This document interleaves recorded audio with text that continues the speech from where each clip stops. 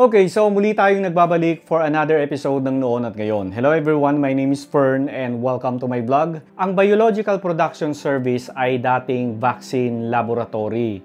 So ito ay itinayo noong panahon pa ng mga Amerikano dito sa ating bansa. Kaya sa vlog na ito mga kaisubero ay pag-usapan natin ang history ng Biological Production Services Building. Panoorin niyo to.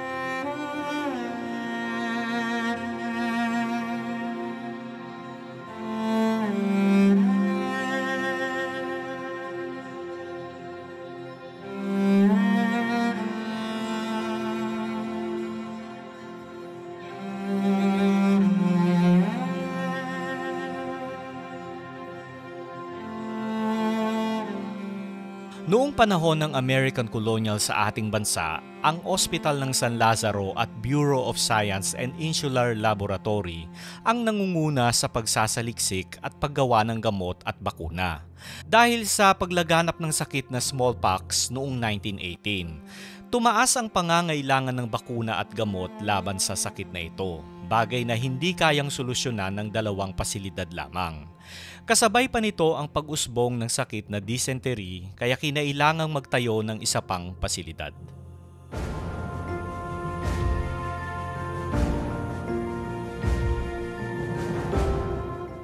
Upang masolusyonan ang problemang ito, nagtayo ng isang modernong serum laboratory sa Alabang Stock Farm na parte pa noon ng Rizal, ang Biological Production Services taong 1924.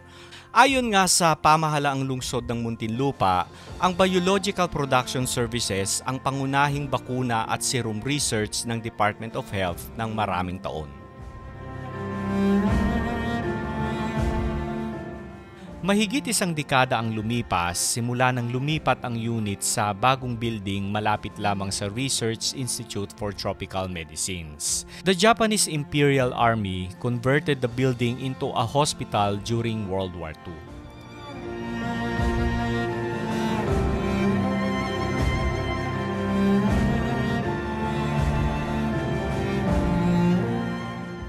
Ang gusaling ito ay may estilong Art Deco, and the architecture is attributed to either Juan Arellano or Juan Nakpil, but most possibly Juan Arellano.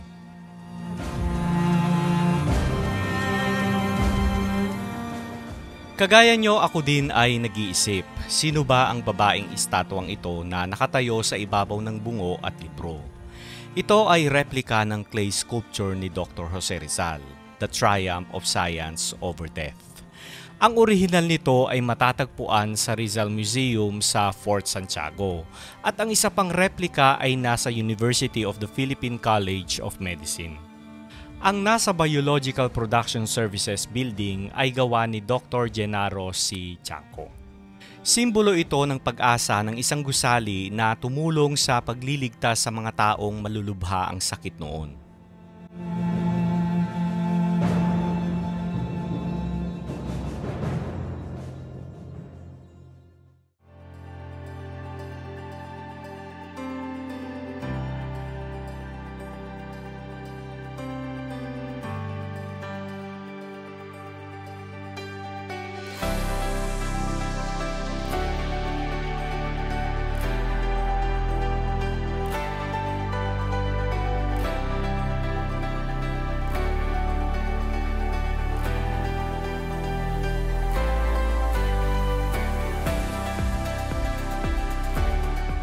Hello mga ka-YouTubero, magandang hapon sa inyong lahat and tayo ay nandito sa Philinvest Festival Mall. Ayan, so pasyal muna tayo dito sa Festival Mall bago tayo dumiretso sa lumang building ng Biological Production Services.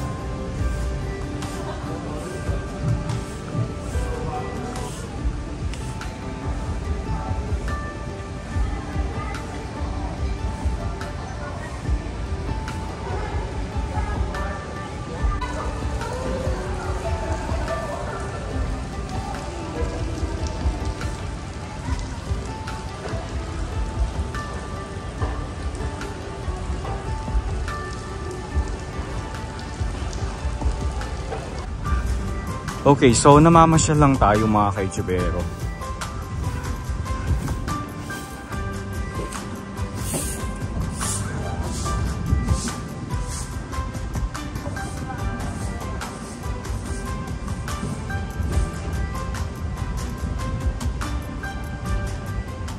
Okay, so nagbabalik nga tayo dito sa Alabang Festival Mall and yung last time na galing tayo dito ay yung medyo humuhupa na yung pandemic at may mga ilang malls na nagbubukas. Pero nung nandito tayo the last time, hindi pa ganun ka-open itong Festival Mall. Pero may mga ilang restaurant na nabukas. Ayan. So gusto ko itong Festival Mall kasi Green City. Maraming puno at saka meron silang mga parks.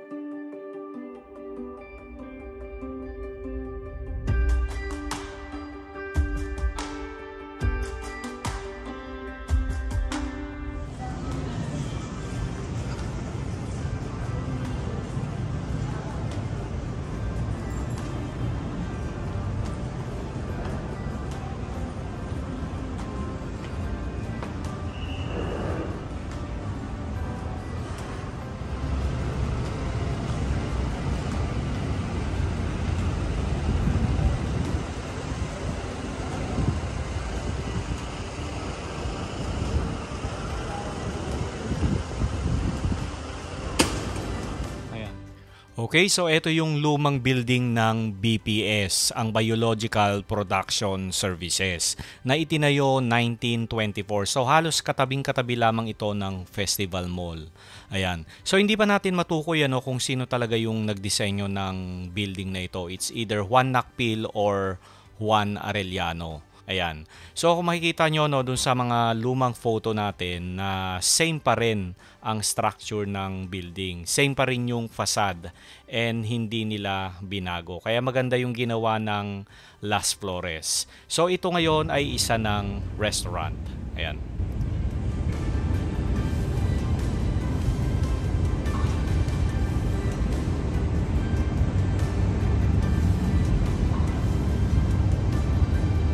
Ayan, Las Flores na siya.